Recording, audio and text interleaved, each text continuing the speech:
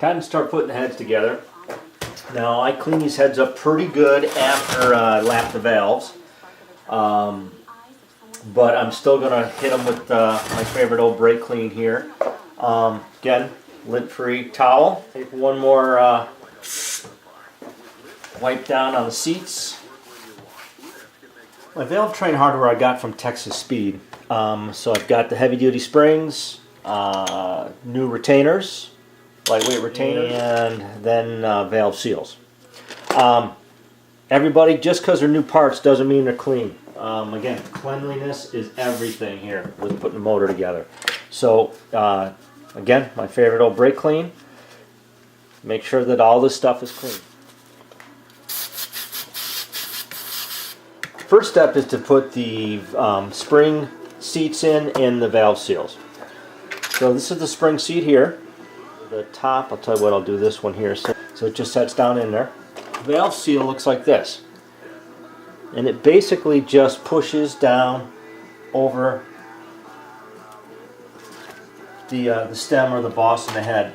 How to get it on? Just take a 12 mil socket and basically just with a rubber mallet pound it on. Just go slow so you don't damage anything. It's just a press fit. That's pretty much down. So basically do that for another 15 times. Seals are in. I'm trying to zoom up here so you can see how they don't go totally flat against the seat there. Again, looks like there's about 60 thousandths of an inch or so. So now what we'll do is, as you can see, I've marked the heads. Again, just trying to keep track of things. You know, here's cylinder 8, 6, 4, and so on. Now it's time to, the valves are clean, but I'm going to hit them with brake clean again, and then we'll start putting the springs on. So here's the number 8 intake and exhaust valves. I'm going to start on the number 8 cylinder, which is here. I'll hit them with some brake clean, clean them up, and then we'll start assembling them. And again, you know, it's got everything in bags, labeled, 8 intake, I'm sorry, 8 exhaust.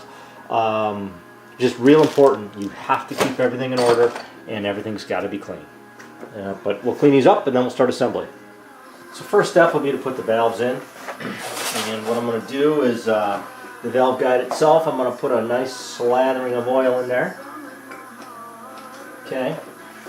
And then on the valve, I'm going to do the same thing on the stem. Put oil on the stem on both valves.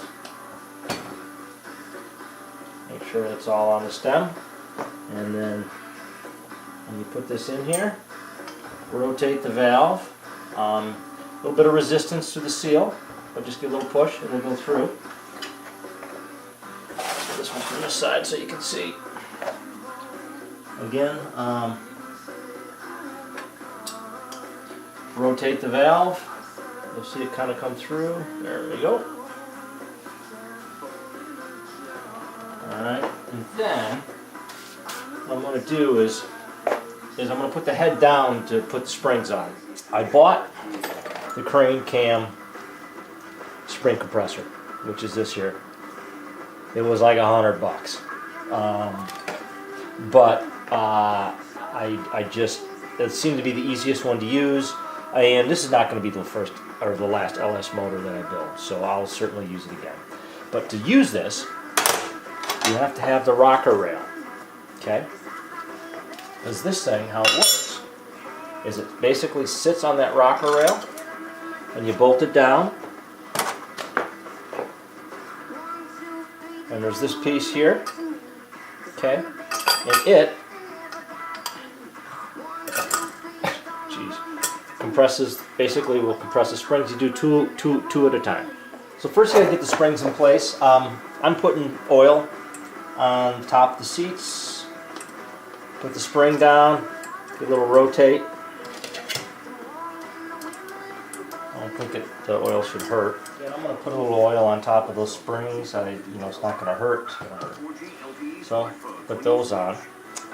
Then you can take this here plate. It's a bit of a tight fit with these springs, but screw that down.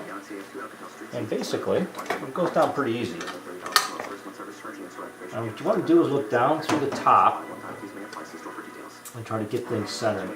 So if you look down from the top, you can see the one on the left is pretty close to being centered, but the one on the left is not, or the one on the right is not. So you know, you want to kind of push, and the springs are movable within this top plate. Try to get everything centered as much as possible. So wind it down until you've got enough room to put the lock in. So I'll put one in here, and I'm going to rotate it around.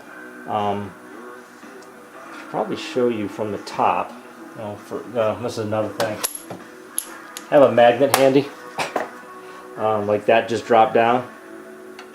You can pull it right out with a magnet. Otherwise, it's really tough. You can see, again, those things aren't even close to being centered, which makes it tough to put the locks in. But what I'll do is I'll pry against it with a screwdriver, and then I can try to get them centered. With the screwdriver against the spring, and then I'm rotating to get it centered, and I'm rotating this one lock over to the back. I'll call it the back side, and then I'll drop in the other lock. Oh, I can't get that guy. There we go. She just dropped in. So I'm just going to come up on it, okay, just to make sure that they get set, which they are. Okay, now I'll go back down, and I'll do the same thing on the other side. Put those two locks in place. Let the retainer up, or the screw up.